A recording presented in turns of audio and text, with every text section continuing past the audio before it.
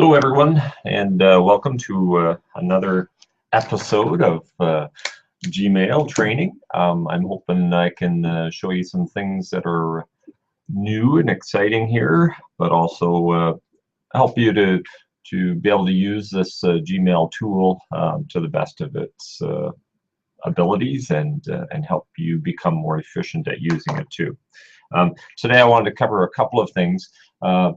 What I'm finding as I see people using Gmail is that we're not using all of the tools as well as we could. So one of the areas that we could do better on might be in how we use Chrome itself.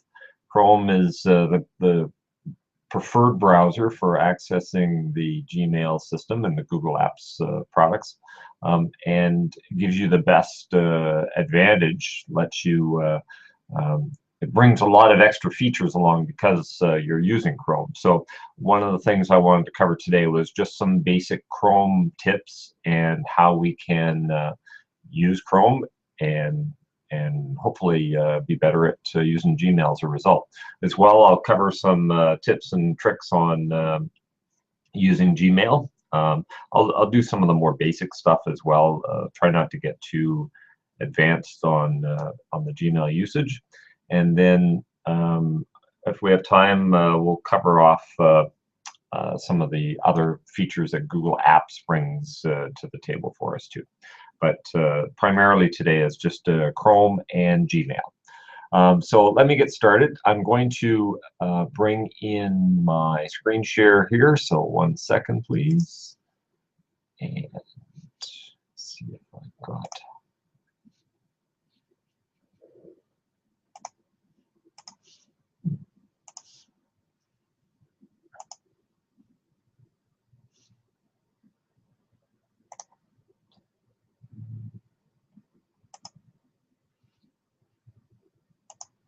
There we go.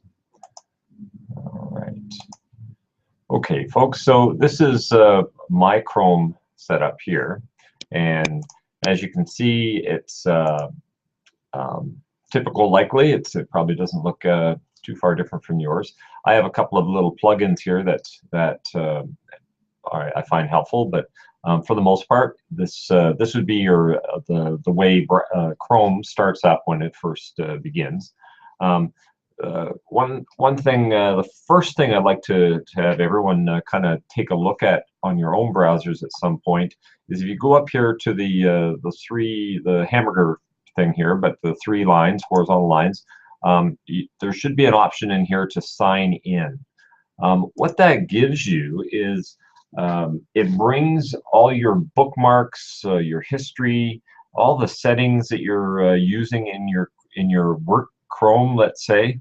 It brings it all into a place that will follow you around as you log in and out of computers in different places, including at home and outside of the radio stations. So by logging in, by signing in there with your normal Gmail, the blackburnradio.com address and password, all your bookmarks and everything will follow you around as you log in and out of Chrome browsers anywhere. And that's really helpful. Things like your bookmarks, obviously, which, if you have favorite places you go to, then they will be available to you no matter where you are. As well, your history. So if you had remembered you'd been to a website yesterday that you wanted to go check out again, and you're at home now, you just go look in your history and it will show you the history from your Office version. So it follows you around, and it's a real nice feature for keeping all your Google stuff together. And the way to handle that is just to, again, go to the 3 horizontal lines here. And one of the options in here, I'm already logged in, so mine doesn't show it, but it'll be here to sign into Google Chrome. And again, you use your regular Gmail, your blackburnradio.com address, and that will keep all your stuff together. Another advantage to doing that is that you no longer have to log into Gmail directly then. Over on the far left side of the screen, you'll find the apps button, and it's if you click on show apps, it'll show you probably a smaller list than what's here. I've got a bunch of extra things on here, but for the most part, what it will show you is it'll be a Gmail icon here, and if you clicked into it, then you would go into Gmail directly. And as well, there's Google Docs and Google Sheets, and all the other Google applications will be there. So again, I highly recommend that you do that. If you log in using the 3 bars, then all your Chrome settings will follow you around. Your Gmail stuff will follow you around. Everything will be together, and you'll be able to use that in multiple places. A couple of other little tips I was going to suggest that you consider within Google is in Google Chrome is that when you have multiple things open, so let me open up, let's see here, what can we open? How about my Google Drive? So there's that one, and then we'll open up another tab here. Let me just make sure you guys are actually seeing this. Yep, looks like it is. So we could, let's do my intranet on that one. Do another one here. And I'll just open that up there. There's Pure TG, you're maybe familiar with. We're using this as our monitoring software. So I just want to point out here a couple of things. One is you can see here the 3 tabs are open at the top of the window, and they're big tabs, and these, let's say these are 3 regular places that I like to go to. I want to go to all the time. If you right click on the tab, one of the options here is called Pin Tab. If you click on Pin Tab, it'll put a version of that, a permanent tab basically in there. It'll put a permanent tab there. If you hang on one sec, please. I know you're doing your email thing. The water guy needs to see you. Okay, I'll have to come out in a few minutes. And sorry about that, folks. So I just wanted to, yeah, so the Pin Tabs places a small permanent tab on the top of your browser. So each time you open up your browser, you will have these 3 here, and you could just select whichever one you normally want to go to. You can use this in place of your bookmarks, which some people find to be really helpful. It's a quick way of moving around your browser to places that you regularly use, and it just makes it really helpful for using the system. Let me see here. A couple of other things I wanted to suggest. You may notice over time, maybe you know this already, these 3 bars here may change color on you. They often will be either, I've seen them be orange or red, meaning that you need to be signing in. It's reminding you to sign in again. It probably had to restart or something and signed you out. So it's telling you that you're not signed in. And the other one that you might see even more often will be that it'll be green, and the green means that there's a new version of Chrome available. So I was going to suggest that when you see that, you just click on it, and there'll be update Chrome down here somewhere. You just click on update, and it'll install the new version and reload it for you, and away you go. Two add-ons I'd like to recommend for you. We're all familiar with, there's probably tools out there called Ad Block, and typically what they do is these tools are used to prevent banner ads from filling your pages when you're on websites. And obviously we as radio people, we have banner ads on our websites, and we'd like users out there, listeners out there, to be clicking on them and following through, but they may not be useful for us. And I find there's a tool called MooBlock. It's spelt with a backwards U, which is basically the symbol for Moo. It's called block. And if you do a search on the Google Play Store, you can find that. If you type in I guess if you typed in uBlock, it would probably show up as well. I don't know how you could put that character into the on your keyboard unless you know what it is. But anyways, put that in there. It's a far more efficient tool than the ad block program, and it does do all the basics quite nicely, and it's very efficient at it. And it shows you that how many ads are being blocked in a particular page, and if you want to defeat it on a particular page, it's just as simple as clicking on this icon here, and away it goes. Let me see here. What was the other one I wanted to show you? Oh, so that's done through the extensions area. If you recall, we go into more tools, extensions, and there would be microblock down here at the very bottom, moodblock. That's one of them, but if you click on the get more extensions, this is where you can search for it. But the other one I wanted to show you is called Hover, and Hover Zoom is a tool. This guy right here, if you enable that on your browser, what that does is when you're on a website and they have a tiny little image, it'll actually blow the image up to a nice visible size. So it allows you to hover over a image, and then it will make it larger so you can see it properly. So those are just a couple of extensions that I'd like to recommend for you. Don't have to use them. Just saying they do make things work a little better when you're using Google for our Google Chrome for our Gmails. There's a couple of others that I'll get into later after we've been in Gmail, and they help us enhance Gmail a bit better too.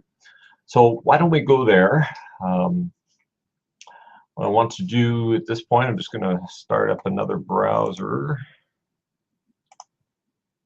and I'll just share my.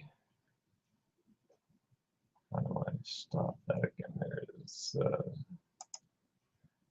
Let me share this guy. All right, everyone. Here's my. This is just an incognito browser window. You may have heard of this.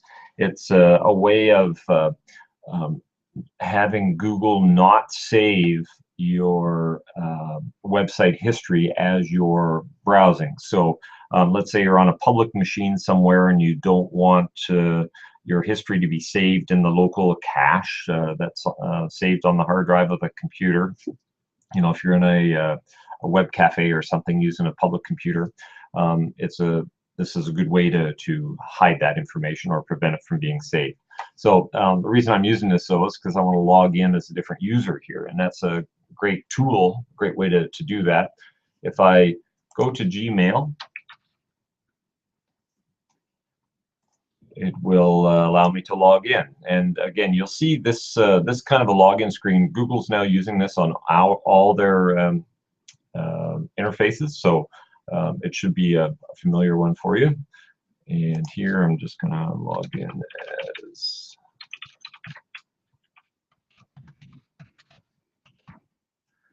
and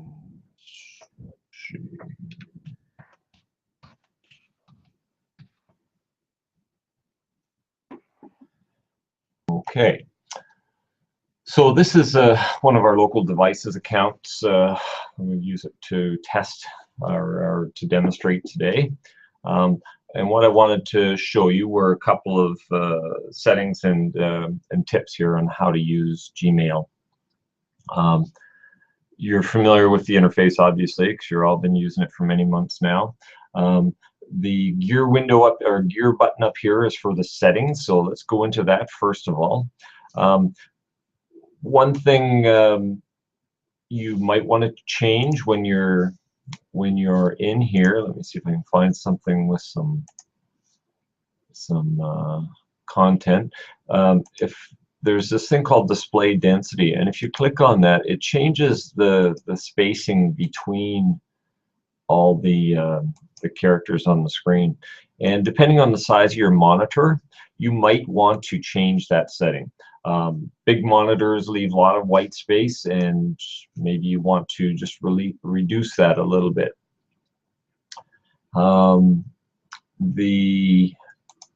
The other thing I wanted to show you here was under settings. We have a number of features in here that have been added to Gmail since we started using it back a couple of years ago. We've spoken before about labs. These are little add-ons that inside people with Gmail, with Google, have added or have written up that are applied to Google as required to enhance the features or the way the software works. But as time goes along, many of these get incorporated right into the software, and that's one of the things I want to show you today. Was one of the things that was missing early on was something called where is it here? Default reply behavior. This used to be an add-on. It's now incorporated in the software, and it's called default reply behavior. When you're looking in your inbox and you have a message open, you have your reply all, and forward. So if I have a message that let me just check that again. I must have it turned off. Yep. Default reply behavior. So if I do a reply, it normally just goes back to the sender of the email. But you might find it more useful to have the replies go to everyone all the time. And instead of having to select reply all, you can just hit this, and it'll default it. So all your messages, when you hit reply on the message, on your reply message, when you hit reply, it'll go to everyone. And it's just a change of the default behavior for reply. I use it. I find it pretty helpful. Another one is this one here was called Send and Archive, and it was an add-on that was incorporated in the software. And what it does is adds a new button on the reply messages to do a send and archive the message. So typically what you see when you reply to a message is just the send button. And when you send, it'll put a copy of your message back in your sent mailbox, and it leaves the original message in your inbox. Doesn't do anything else with it. With the send and archive option, it will mark it as archived, meaning it removes the inbox tag that's placed on it, and it will put the message in your all mail. Or it's always in your all mail, but it just removes the tag from the inbox, so it is no longer in your inbox. So it helps you to unclutter your inbox. It's a nice, useful tool for that, and I find it really helpful to use. So it's now defaults as being a feature. You just go into your general tab of your settings, and you can make the change to it there. A couple that still exist as add-ons. One was called the Undo Send, and you see here it's grayed out. So in the admin level, where the engineering people look after the Gmail system, we've forced this add-on to be on, and it's locked on. So it's like a full feature for everybody. And what that does is when you send an email, and you'll notice this, the message will, if I hit send here, it'll pop up here and it says message has been sent, you want to undo it. And if I hit undo, it actually gives you time to change your mind. So, in the heat of the moment, when you're having one of those nasty days, and you send out an email and then you regret it and you want to pull it back, it's a quick way to, or helpful tool that to do that. And again, it just pops up that little banner up here that says undo, and you just click on undo. And you can change the time on it. It defaults, I think, to about 10 seconds. Undo send. Yeah, send cancellation time is 10 seconds, meaning that it will hold the message before sending it out for a full 10 seconds, and then it sends it. So you can't undo after 10 seconds, but it does give you the ability to extend that time if you need to. So I find that to be kind of helpful, and you might too. Another feature I wanted to show you, it's a tip again. At the bottom of your page, when you're in the main inbox here, you'll notice down the bottom here, it tells you about your usage. We have, it says last account activity 54 minutes ago, and then gives you those details. If you click on the details, this shows you the access to your Gmail account and from what IP addresses. And as you can see, this here is the Wingham branch office, so this IP is for that, and that's why it shows up there. And looks like I've also, this is the secondary IP address here at the radio station, so that's why it's showing that. The reason I want to show you this window, and maybe it's not showing up, let me just verify. Sorry, folks. One problem we found with this screen sharing is that it does not always show the pop-ups very well. There we go. All right, so here's the pop-up. And the reason I wanted to show you this was, let's say you forgot to log out of your Gmail somewhere at work, and you're at home now and you thought, oh darn, I forgot to log out. You can use this to do it remotely. So you would just log in your at home or wherever you are, and you click on this here. It says it would tell you that you're open somewhere else, and you could just here sign out of all other web sessions. So if you click on that, it'll sign you out automatically from wherever it was you forgot to log out from. So you might find that helpful. This again is the window here. Hopefully everyone's able to see this. And again, it's a quick way when you've gone home and you want to remotely sign out. You forgot to sign out. You want to remotely sign out. You can do it right there. Okay. And to find that again, that was at the bottom of the inbox page under details. That's where this was. Let's see what else I can show you here. I've noticed a couple of times when talking to people that they are having trouble with knowing that somebody has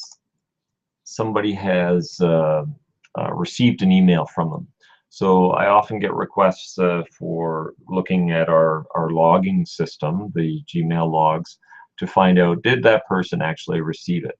Well, there is a feature within Gmail, and it's in a lot of email products, and it's called read receipts. And you're probably familiar with it with Outlook and other email systems you've used. The place to look for that is if I want to create a new message, and I'm hoping you can see this. I should just verify. Yep, looks like it. Okay. So when the new message window is open like this and you put your info in, you've done all that, you go down here to this little more options area. And one of the items here is request read receipt. Turn that on, and now it's no guarantee that you will get one, because it does, there's two different types of messages that will come out of that. One is that the server received the message that you sent. So the receiving person, their server will acknowledge that it received a message. And then the second one is when the person opens it, they're prompted, do you want to allow this read receipt to return? And you may have seen those yourself on certain emails you get from people. And if you say no, then obviously they're not going to get any notification that you did read that message. So it's not perfect by any means, but it does help If you're having trouble verifying that people are actually receiving your emails, it's a way to get it. So it's called Read Receipts, and it's found under this little pop-up down here, and you just select it, and it shows a check mark that it's been selected. All right. We're making good time today.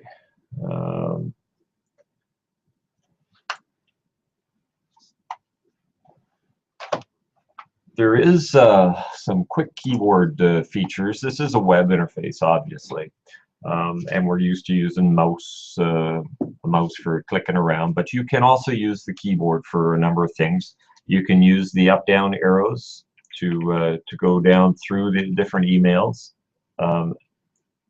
You can use shortcuts like the letter C will open. Oh, we have to verify. Sorry. One thing we should do is in your settings, you want to go in here and just wrong settings.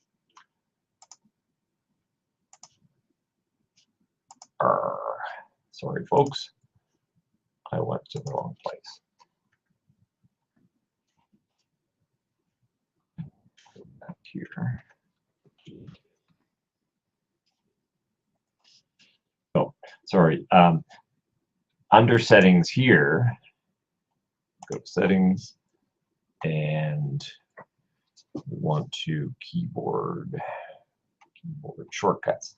If you have keyboard shortcuts turned on, it allows you then to use just letters on the keyboard to do things for you. So I hit the letter C, and new message popped up. If I, what's another one here? R. If I hit the letter R, it'll do a reply.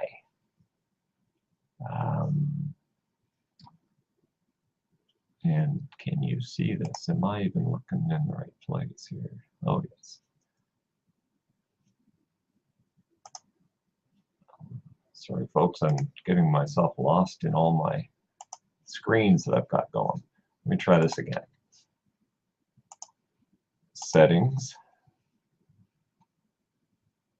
And keyboard, there we go.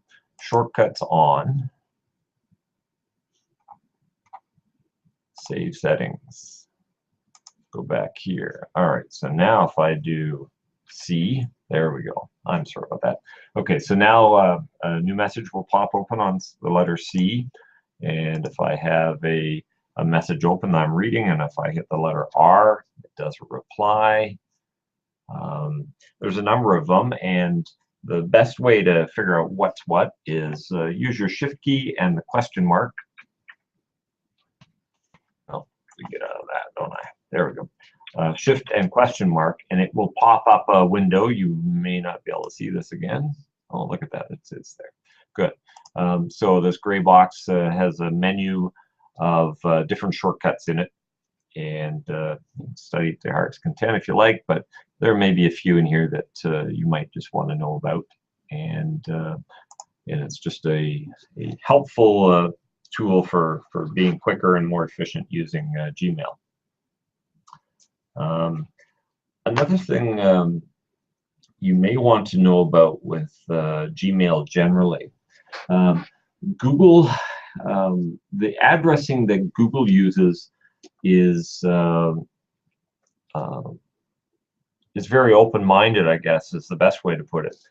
If you put a period or a point in your email address, so like mine is renders@blackburnradio.com, but if I put R period ENDERS, Gmail sees that as the same thing, and it can be useful when you're trying to have multiple or know where addresses or emails are coming from. So let's say in the situation you subscribe to a newsletter from ABC magazine, and so they're going to send you a daily digest email, and you want to know, you want to use not a fictitious address, but you want to use an address that shows you that it is kind of a subscription that you've done. So what you can do is you can use the period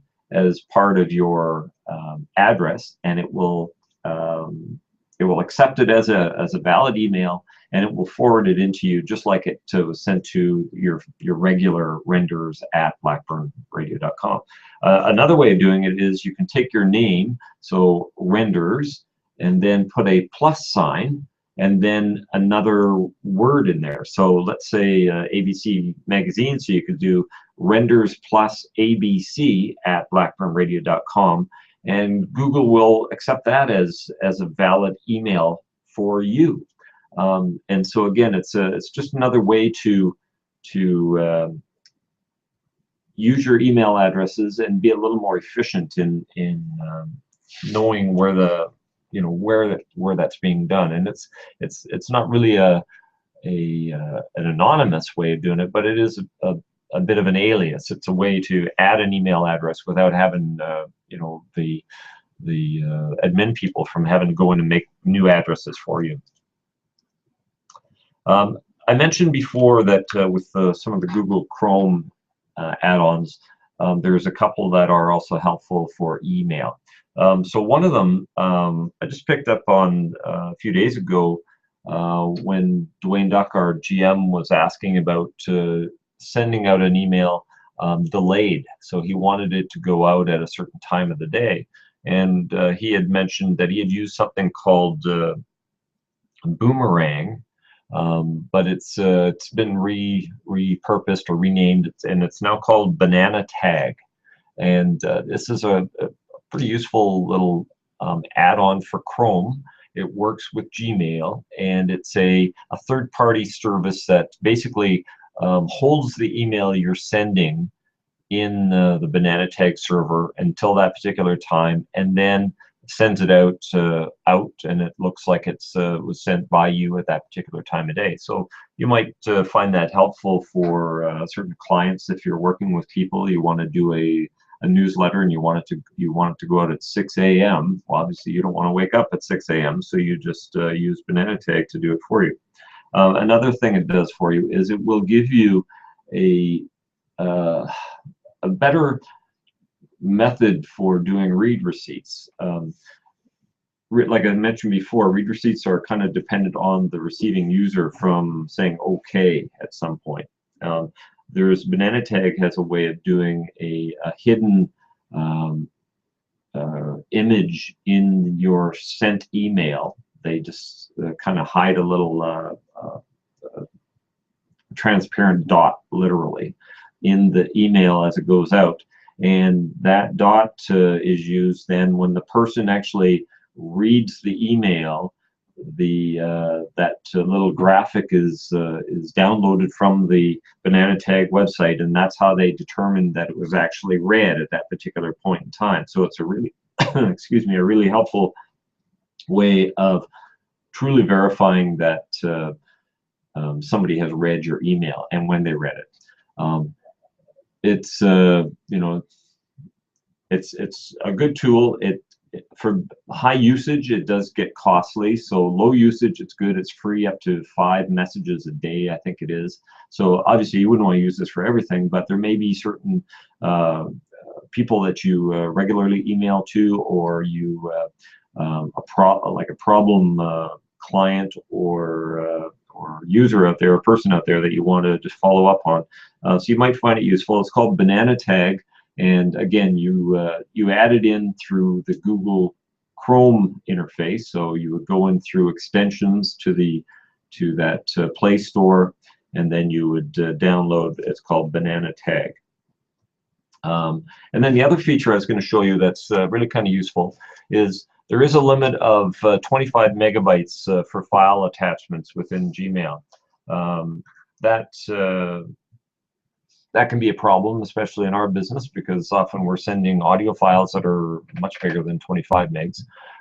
And so another way of handling that, and it's a feature that was added to Gmail back about a year ago now, maybe, and it's called attach drive files, or insert files using drive.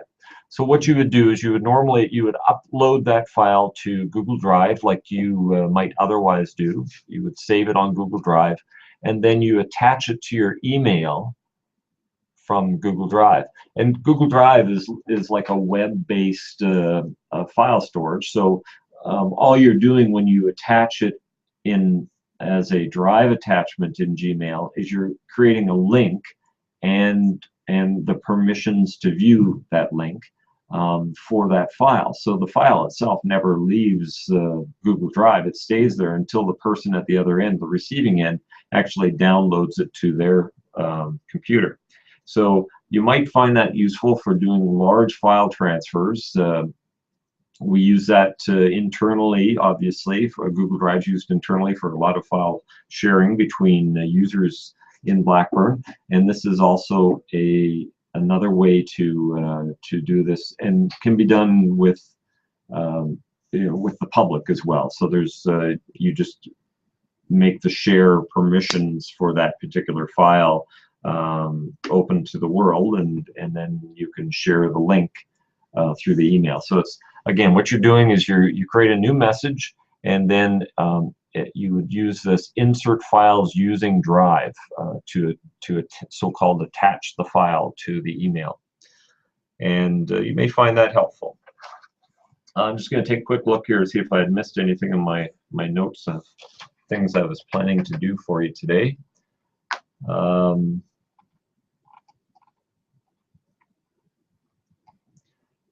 I've shown you this before, but I can quickly do it again. Google changed or gave us some new options for inbox design. The inbox, as it comes out of the box, is like this particular email address here. So this account has only one inbox, and everything gets stacked in it, including all this debris from Google Plus that's being sent to this account. The way to handle sorting and stuff like that, we've covered before with labels, where you can say all my emails from Google Plus need to go under the label of Google Plus, and then taken out of the inbox. And we've done that, and that works fine, but it's fairly manual. It requires you to use make some effort to set all that up. So another way to handle that, which might be helpful for you, is to go into this configure inbox option, and then choose which filters you want Google to use. So you can add social, which would probably be helpful, and promotions. These other ones less so, because they do affect some of your regular emails that you may not want to get redirected. It's not like they're hiding them on you. They're just assigning tag or labels to them so that they don't fill up your inbox. Again, we're trying to make your inbox empty for the most part. That's a good efficient way to use your email. And so what this does is automatically places all those Google Plus messages under its own social inbox tab up here. I should just verify you guys are seeing that. Yeah, okay. And the same with promotions here. Anything related to selling you stuff, literally. It's they look like newsletters and that sort of stuff. And there were a few others up there. Forums is to do with Google Groups, so you could turn groups on, and then all your emails that come to the everyone address, or if you're in the news department, the news address, they will show up under their own tab here. But again, like I say, it confuses me to not see them in my main inbox, because I prefer to see them there. So I don't particularly use that, but these other two are you might find really helpful. So this is under the gear, and then configure inbox. What else did I have here?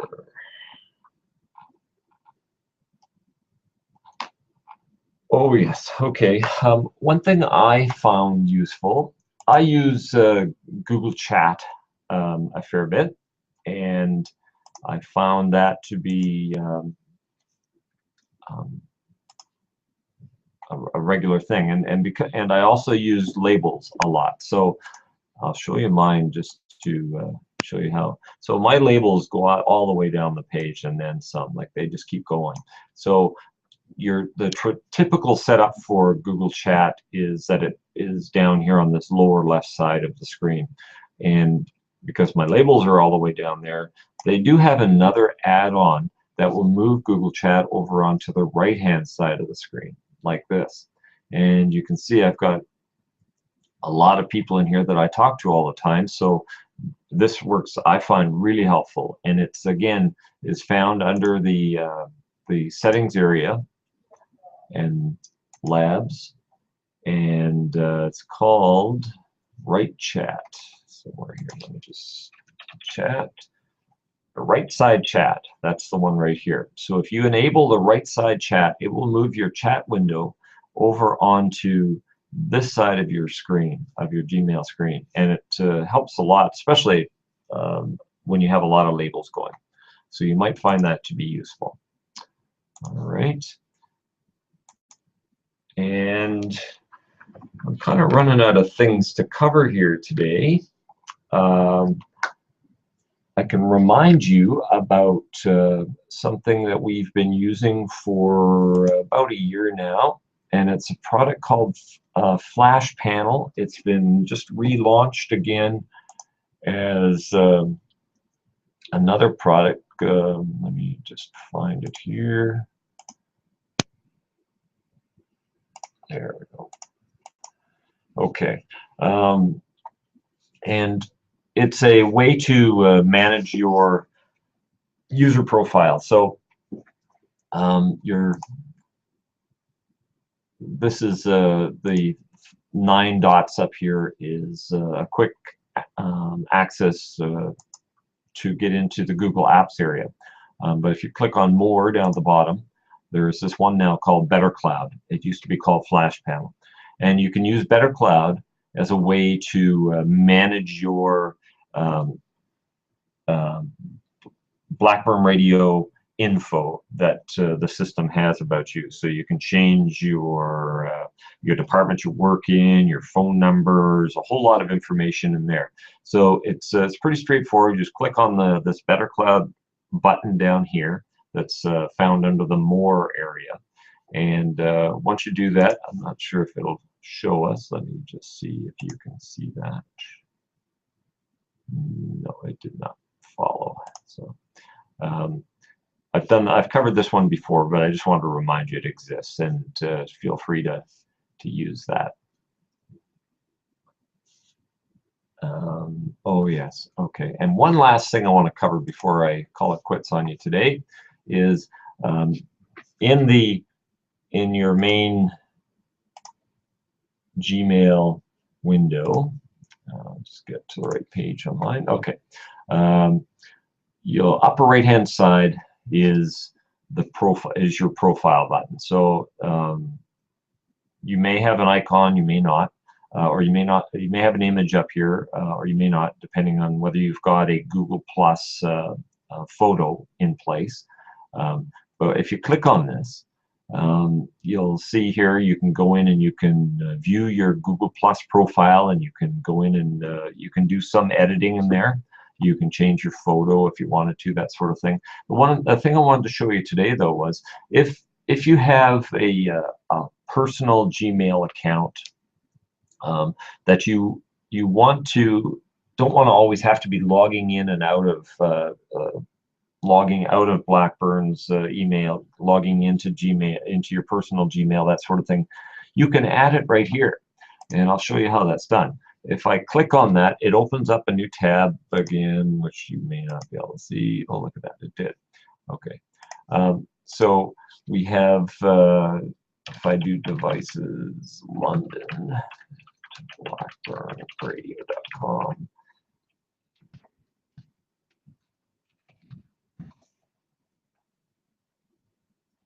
Okay, so now you can see I have, I was in my devices Wingham account, and Now I'm in Devices London, and if I switch, so there's a new tab created for each account. If you see, when I drop down that little menu here, or this where the icon was, there's now 2 accounts showing here.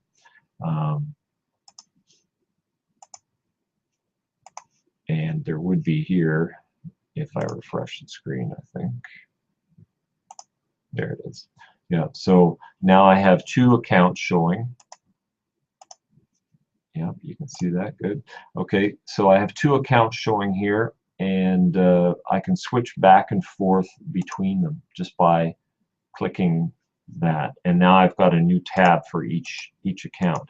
What this means is you can now access your work email and your personal email at the same time in the same browser setting. And you can see that I've got 2 different tabs now going, one for each of those accounts. So you might find that useful, and it helps to keep your personal email out of your work account and vice versa.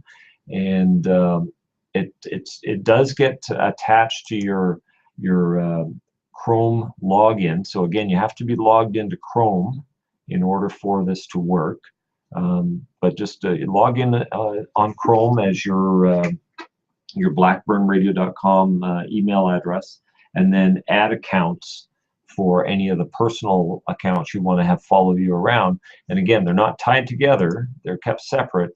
But it allows you then to visit both emails, or read both emails at the same time without having to log in and out of them. You might find that helpful. Anyways, I think I'm going to about wrap it here. We're running up on about 3/4 of an hour today, and I'm running out of things to talk about. So I hope this was helpful. I'm going to try and do these, continuing to do these in the future. I'm doing them about, this looks like about once every 3-4 months now, so I'll try and maintain that kind of timing, and if I get more and better info for you, then I'll share that for you too. So until the next time, hopefully in about 2 or 3 months, we'll do this again. Take care, and talk to you soon. Thanks. Oh, and sorry, one last thing for you. This is being recorded on YouTube, obviously, and so feel free to go back and check it out anytime. Thanks. Take care.